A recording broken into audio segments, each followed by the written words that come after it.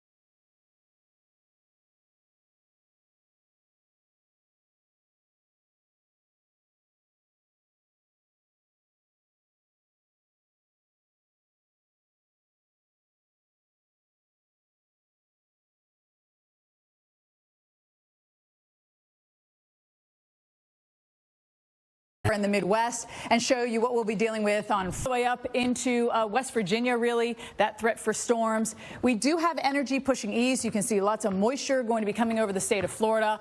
All of this and the upper level energy is going to be making its way along the I-95 corridor. Nice juicy atmosphere for us, Miami up in towards Nashville. And so that, of course, will allow us to get thunderstorms this afternoon. We have some this morning in the Gulf. Not the best fishing day for us here, just off the coast of Tampa. Tampa. And east of Nashville, running into the Appalachian Mountains, we have some storms. Roanoke getting a nice soaking this morning. And as we widen out to show you this entire system, we have that energy that can help those thunderstorms build and grow as we head through the day today. And we will see, you can see a few storms kind of firing up here, South Carolina, Georgia, also into North Carolina. Florida could see really some ruckus weather for us. Winds pushing through to also kind of help that severe weather threat for us. And so that will help kick things off. Rolling through the day today, we're going to keep on rolling and rolling through the severe weather. We will see it eventually start to taper off, and tomorrow will actually be a lot nicer for a lot of us in the southeast. But we've got to get through this. And then, by the way, our next system that's coming on through, that will get to us as we head into really our Saturday night and Sunday. Lake City, I-10, Jacksonville, showers, thunderstorms popping off for us here. Everything is kind of smattered about. Cedar Key, Crystal River. You see it kind of dying down, though, as we head into the overnight hours, which is nice, Jim, so you don't have to worry about it when you're going to bed. A little more concentrated today. Take you through the southeast because we actually get storms really today. We've had some. Then as we go through tomorrow, it's along the Gulf Coast, and then it's going to make its way towards the I-10, I-20 corridor. So let's start off with tomorrow. Torcon values here are 2 and 3, Valdosta, Tallahassee, Apalachicola. Watch on Saturday. We have our system coming from the west and also that rain coming up from the Gulf of Mexico, kind of converging and merging here into the south. Very heavy showers and some thunderstorms for us along the Gulf Coast. As we go through the day on Saturday evening, it gets into Georgia, then moves into the Carolinas. And the positive about this, as we head into our Sunday, things are going to start to clear out and start to improve for us here into Mississippi, Alabama, and Georgia, but they'll go downhill from the Carolinas down into Florida. That's where we will see it as you're waking up early on Sunday morning, though hopefully you're able to sleep in and none of these storms wake you up and get you out of bed too quickly, right, on a Sunday. But notice Mississippi, Alabama, Georgia, we start clearing out, and then it heads into the northeast where it's going to wreak havoc into that quadrant with rain and wind as we head into our Sunday and Monday. But with all this heavy shower activity into Florida, we have that possibility of rain, 2 to 3 inches for us here, and we'll take it, Jordan, especially into Florida and right along the Gulf Coast is pretty dry. And now we head to the north. All right, coming up next here, we want to get you out the door on America's Morning Headquarters. Do dog walking here and show you your forecast and where we are going to see nice weather for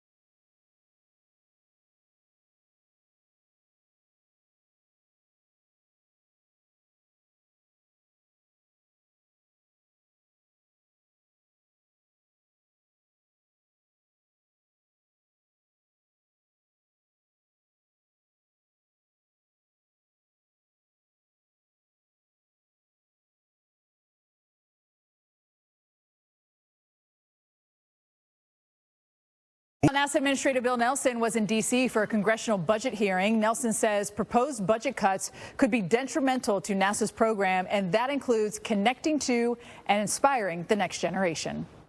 The door in the Midwest on this finally Friday. Coming in, we don't anticipate a huge tornadic threat. We do have one into Texas today, but into the southeast coast, down into Florida, it looks like it'll just be kind of some stronger thunderstorms. Now, you can't fully rule out a tornado, but hail and damaging winds is what we're expecting.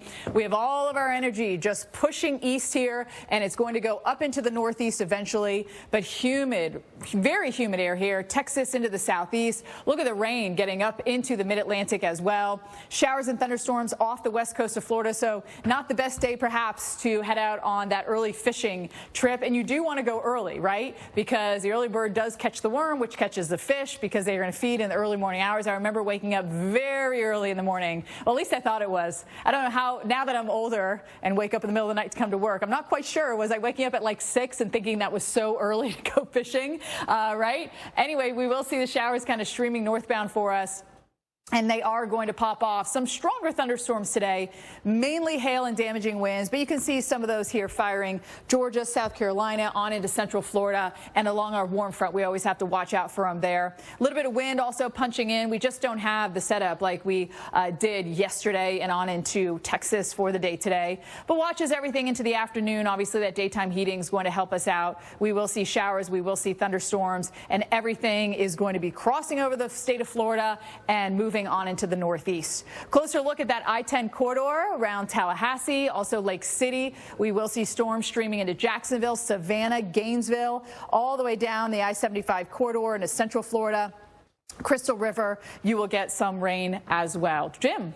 All right, guys, major hail damage. Weekend for the southeast, and it could be a little bit stormy as we head into tomorrow, right here into the Panhandle, Panama City, Tallahassee, over towards Gainesville, and we do have the threat for tornadoes, so we can't totally rule them out. One of our main threats looks to be heavy rain, damaging winds, even some hail, but we could get that little spin going on. And what's interesting is you see our system coming from the west, but we also have that moisture coming up from the Gulf of Mexico, so everything's going to really converge into the southeast. But Saturday afternoon, it's going to be hot and sunny from Birmingham to Atlanta to Columbia to Raleigh. That all comes to an end as this huge area of rain sweeps on through, gets in Saturday evening, starts to clear out as we head into our Sunday for the southeast, and we'll ride up the northeast, and it makes a mess of the northeast Sunday into Monday. There's the possibility of thunderstorms from the Carolinas down into Florida, and here it is on Sunday early morning, still lingering. So if you get up early, maybe go for a run, you're in a running group, you're going to have to deal with the rain. Maybe put it on Saturday so you don't have to do it on Sunday, and it all starts to clear out there. Sunday evening will be looking much better in the south, not so good in the northeast. I mean, we get power outages. We'll get to that in just a minute. Flood threat exists from southern Georgia all the way down into central Florida and Cape Coral. That's where we could see 2 to 3 inches of much needed rain, I might say, Jordan. Yes, definitely, especially so long. Yeah. And just imagine on like slow-mo. All right, still ahead on America's Morning Headquarters. A new poll shows that there's one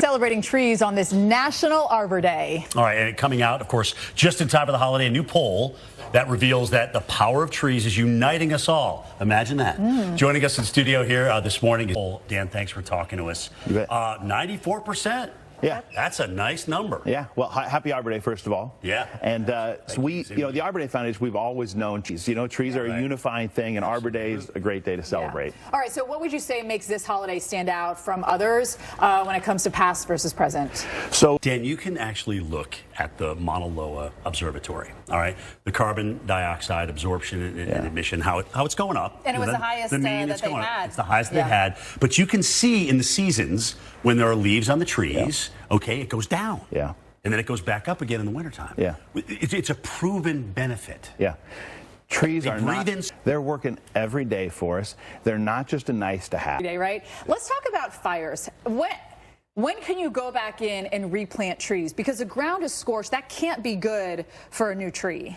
No, after a fire. Had in recent years. They're so hot, So they're burning the whole cone. Yeah. Usually they pop the seeds out with the fire. Right. But in this case, you don't have anything. No doubt. It's a lunar landscape. Same thing after these hurricanes. Male trees, because the female trees are messy with everything they drop on the ground. So that's why pollen is worse. Is there truth to that? There is some science. Yeah. Yeah, him or her on that case. All right, so for Arbor Day, what's the best way to get involved for everybody out there? So there's all kinds of ways people get in. Was in D.C. for a congressional budget hearing. Nelson says proposed budget cuts could be detrimental to NASA's program, and that includes connecting to and inspiring the next generation.